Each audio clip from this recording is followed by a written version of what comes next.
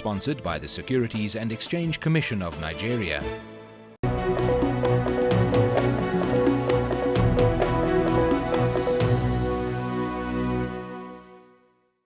Hello and welcome to Nigeria's Capital Market, the show that tracks activity in West Africa's oldest and largest stock exchange and its broader capital markets. With over 170 million people, Nigeria is Africa's most populated country, but it's also grossly underinsured. At the end of 2012, only 1.3 million people had purchased any form of insurance. In today's program, we track reforms in Nigeria's insurance industry and uncover how players are not only covering risk, but are providing interesting investment opportunities. Nigeria's insurance industry had been on the decline until the late 1990s, when legislation forced players to merge and inject additional capital into struggling businesses. Today, the sector is showing significant signs of progress, with stronger and more transparent companies underwriting risks for individuals and corporates. Over the past few years, I would say from 2008 to now, the compounded annual growth rate has been about 13%. If we look at 2013, it's grown to about 300 billion. There are a number of changes that I have seen, in the market over the last 11 years. And if you take it from the number of players alone, we have shrunk from 103 players in 2003, to today 57 players. It simply means that on the average, each company gets more. Of course, there's a lot of room for growth there. We expect, a further pruning down to perhaps less than 30 over the next, year or so. We have also seen life insurance grow rapidly on the back of Pension Reform Act of 2004 and as amended, in 2014. Life, as you know, contributes, to the long-term funds, of insurance companies, and therefore the more this grows, the better, for the organization, and the more valuable the insurance company is to investors. In the areas of regulation, in the last 2 years, we've seen 2 or 3 major developments, starting with the IFRS, which first-time adoption was with 2012 for the industry. We've seen significant improvement in the transparency of the financial reporting process. We've seen the numbers now coming out of the financial statements are a lot more credible, they're a lot more comparable, and I think it holds special attraction for investors, especially from outside the country, where with the globalization and the move towards harmonized accounting standards, it's a lot easier for investors to evaluate the potentials that you have in the industry. We now have financials that are IFRS driven. That never used to happen. Because I think one of the key issues that investors had with that industry before had to do with lack of transparency when it came to financials. So I think that has been addressed right now. And before, you couldn't compare the books of 2 insurance companies, but today you can compare apples with apples. I think that is very significant where investors are concerned. And then of course the huge opportunities that come along with the Nigerian economy developing itself. The power sector, the oil and gas sector, the agri sector, and so on and so forth. These are all huge opportunities that opens the space. Again, if you look at things from, the local content or the Nigerian content side of things, oil and gas has evolved significantly over the last few years. First with the advent of local content policy, which then evolved into the Nigerian Content Act. So Nigerian insurance companies today are writing a lot more business in the oil and gas area. And this is quite, a profitable area, for those who know how to manage the risk properly and cap their risk, with very good reinsurance, treaties, in place. We've seen the move or the push by NICOM to bring greater transparency into the industry. We've seen the move to improve the cash flow and the balance sheet position of insurers. The now notorious no premium, no cover, it's come to stay. We've seen the impact. We've seen that it's really made it a lot more attractive to do insurance business in Nigeria in terms of the premium collection. One of the greatest problems we have had in the past with the balance sheet of insurance companies is the level of the receivables. Now it's basically disappeared overnight thanks to an improvement in the regulatory regime. We've seen the regulator focusing on microinsurance, which is generally creating a totally new industry. We've seen the focus on the Takafu, that's Islamic insurance, from the regulatory viewpoint. So you've seen quite a number of developments in terms of the regulatory space. The growth and potential of the sector is also attracting foreign investors? If a foreign insurance company would look at Nigeria and go, wow, look at this population, and the penetration is so low. Even if you don't want to play in the micro space and you look at the economically viable Nigerians, it's still comparable to the UK, right? You're probably talking about 60 million people. It's still a lot of people. So what we have is that you have companies like big companies from South Africa like Sanlam that have partnered with FPN Life. You have Old Mutual that's been here for the past few years. Of course, you have UBA Met. We also have NSIA and so on. Ourselves, we're also speaking to some strategic investors, as well as we have an impending investment from the International Financial Corporation, IFC. Obviously, IFC is developmental. One of the reasons they've invested, we're not the first, they've invested in Leadway, they've invested in Custodian. So they see a direct impact that insurance can have on the Nigerian populace. Because like I said, a company with strong life insurance particularly provides a lot of value in terms of infrastructural development to the Nigerian community. Non-life as well. The more profitable a non-life company is, the higher the reserves for them to also invest in this type of projects going forward. So there's been a lot of influx. We've been getting a lot of interest ourselves. I'm not exaggerating. We probably get an interest ourselves almost every week. The operational improvements in the sector, however, are hardly reflected in the performance of insurance companies on the Nigerian Stock Exchange. Since 2009, the NSE Insurance Index has underperformed most other sectors by a significant margin. Many insurance companies continue to trade at distressed valuations despite a significant improvement in earnings. The intrinsic value of a company is largely the discounted present value of the expected future cash flows. Now, at the end of the day, what does that translate to? The earnings, whether the past or the future. What has happened in the insurance industry over the past few years is that the earnings have not been consistent with the revenue growth. So you see the revenue and you don't see the earnings. So most investors are going, why should I invest in this? If you really look at the statistics, you find out that the statistics also speak to the fact that these companies are undervalued.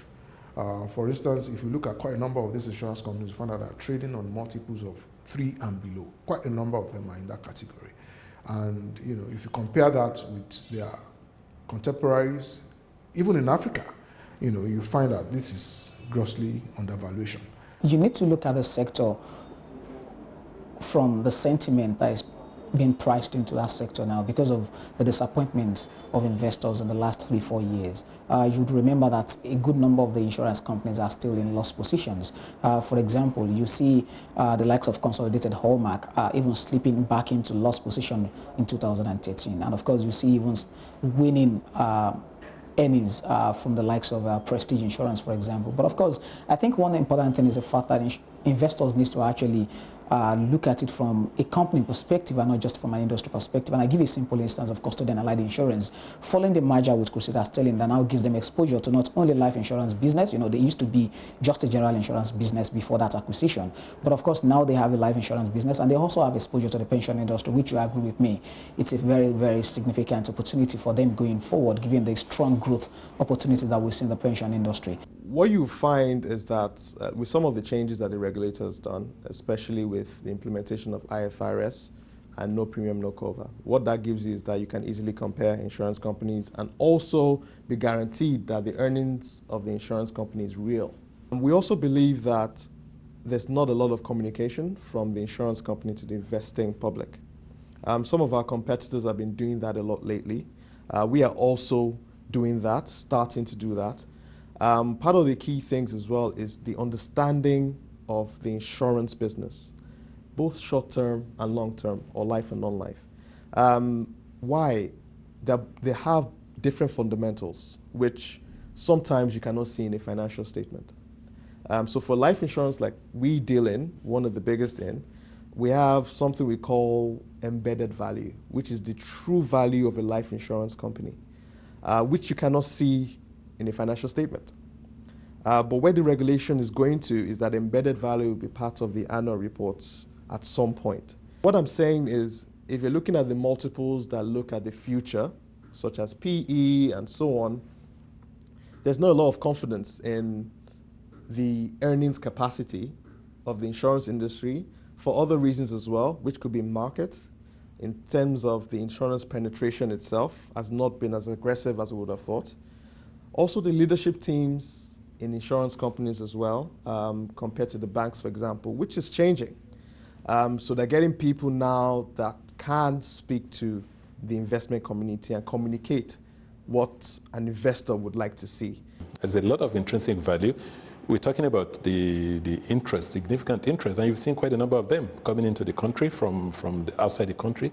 Clearly, they must see some hidden values in the industry. It takes a bit of time before it reflects in the capital market. So for the really savvy investors, this is the time they begin to take positions in the industry. We've seen improvement in regulation. We've seen improvement in the quality of the balance sheet of the insurance companies. We've seen a number of new products coming into the market. So clearly, these are, like you say in the 4DX, these are the leading measures. Of course, the lag measures will come by the time you start seeing the dividends and you start seeing the movements in the share price. But I believe this is the time to take a position if you are a value investor in insurance. After the break, we explore the new products that are expected to take insurance companies to greater heights and examine the role of underwriters in financing infrastructure and other capital projects in the country.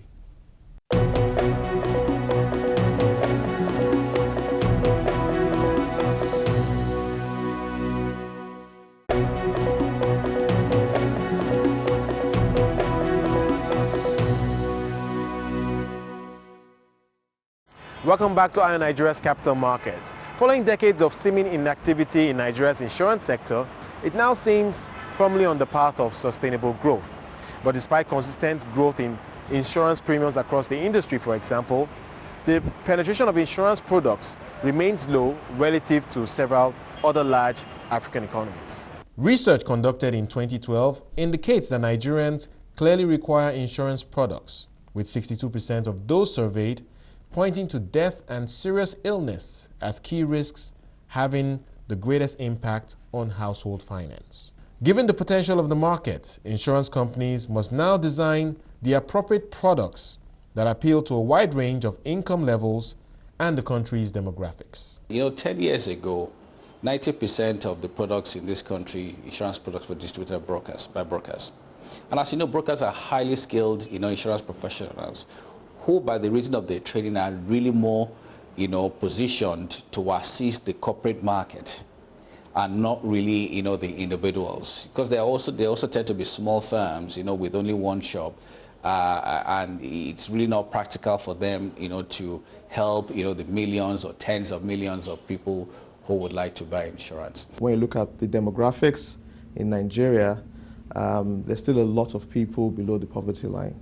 So you need to have products that suit those needs. We've seen significant innovation around products which are being launched in the market now. For example, we've seen partnership with the telecom companies, particularly for micro-insurance, which provides life insurance cover for as low as 15 naira, for example, from the likes of Mansard and FBN Life, in partnership with Etisalat and MTN, which are two leading telecom companies in Nigeria. So I do expect that product innovation will be very important. The demographics have changed. We have a generation where people don't watch television anymore. So what we find is that we need to catch them on their mobile phone. We need to catch them on Facebook, social media. While some of these channels are also dangerous, for example, social media, you also have to have a concerted or planned effort in order to actually drive your strategy using technology. Estimates are that there are probably about 1.5 million insurance holders, policy holders, for a country of 170 million people. So you can imagine what potential this industry has, particularly as the reforms of the National Insurance Commission starts to take hold, where they're focusing on providing compulsory or ensuring that compulsory insurance takes hold, whether it be with respect to group life insurance as required by the Pension Reform Act, whether it be with respect to builders insurance, occupiers insurance, employee benefits insurance, healthcare professional insurance. The opportunities are particularly important. But when you look at what's happening with the power sector, what's happening in oil and gas and housing, clearly there are opportunities for products to be provided to support these sectors as well. Insurance products are not only providing coverage for risk and unforeseen developments, they are also savings and investment products. I think one of the most popular, products is the investment-linked, life insurance products or savings, products with life insurance, component. For us, for example, at Mansard, our fastest growing product over the last 10 years has been the Mansard Life Savings product, which is a savings product that offers interest rates indexed to the monetary policy rate. You can see that these are rates that are significantly higher than the average banks would pay, for the small savers. We're talking about small savers as minimum as 2,000 naira a month, getting this kind of, interest rate plus a free life cover. So we've had, interesting products like this being introduced by ourselves and a few other insurance companies that in a way are changing, the insurance landscape. We've seen over the last couple of years, insurance companies developing very good products with respect to investment products where people can actually save tokens as low as about 1,000 naira, and over the years you can actually have a target income that you actually want to get maybe for the rest of your life. Particularly life insurance, for example, also offers that. You'd also notice that a good number of the insurance companies are beginning to develop annuity products, which I do expect that given the significant growth that we've seen in pension assets over the last 7-8 years. And of course, on my own estimate, in the next 10 years, we'd actually see almost about 10% of the pension contributors retiring. And of course, at that point, they would have the option of either going for the withdrawal program of the PFA or going for the annuity program of the insurance firms. We're beginning to see moves in the areas of extended warranties, and the rest. We will see a lot more activity in the area of health, and I believe we will see a lot more activity in the area of long-term financial planning, pension and pension-related. Of course, with the Pension Reform Act, a number of the contributors are now beginning to retire. The market is really getting ripe for the development of annuity products. I expect we'll start seeing quite a lot of that in the coming months. The pension industry is closely linked with insurance. In fact, is the general, if you ask me, the insurance companies used to sell pension products until 2004 when the reforms came. There are retirees out there who are looking for products to buy, and what they've been, the opportunity they've had in the last few years was to buy the program withdrawal products from the pension companies. But increasingly, we are now seeing demand for annuity, and annuities are sold by insurance companies. So I think there's opportunity for cross-selling of these two products. One of the key areas we've looked at is around health. It's a fundamental human need for every Nigerian or anywhere in the world. So it's part of the areas we're targeting going forward. We see the trends improving in that aspect. Embedded with life insurance, we still believe that a lot of people don't value that. In South Africa, for example, one of the fastest selling products is funeral insurance. Of course, there's a reason for that. In Nigeria as well, we celebrate life if somebody passes, depending on their age, of course. We've tried to position our products in such a way that people will not see it as a morbid type insurance for somebody that will die, because we'll all eventually die. The key thing is to be able to support the family when that happens. Some of the key things Nigeria value is education. So one of the key products that we're pushing as well is our child education plan. That's also a product where you can save for your child's education in 10 years' time if you just have a child today. It also has a risk element in it as well. So if anything happens to you, the insurance company continues to pay that.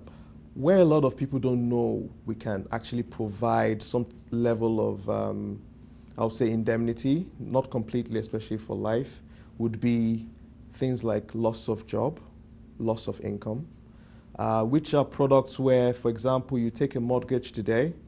It's a product that most likely you should take, not because you're going to lose your job.